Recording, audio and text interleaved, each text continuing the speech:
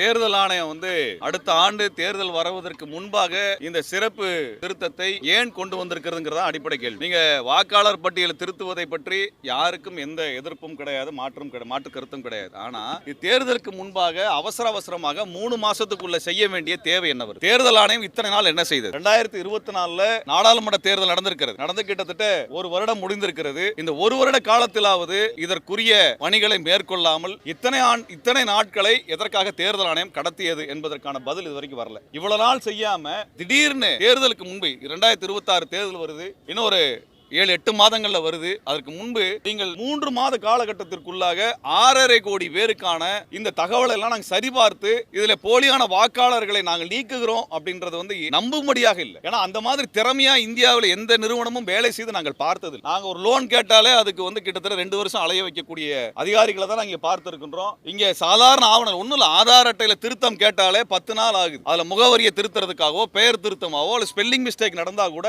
அது திருத்துறதுக்கு 10 நாள் கேக்குது இங்க இருக்கக்கூடிய அரசு அதிகாரிகளினுடைய கட்டமைப்பு. அப்படி இருக்கும் பொழுது 6.5 கோடி பேருக்கு 1-2 ஆவணங்கள் இல்லை, ஏகப்பட்ட ஆவணங்கள் அது வீட்டுக்கே சென்று சரிபார்ப்பது போன்ற இந்த விஷயங்களை எல்லாம் இந்த 3 மாதக்குள்ளார எப்படி சரியாக செய்துவிட முடியும் என்ற கேள்வியை நாங்கள் எழுப்புகின்றோம். இலக்கியத்தால் ஒன்றுபட்டு உன்னை போன்ற மக்களே வரலாற்றை படைப்பார்.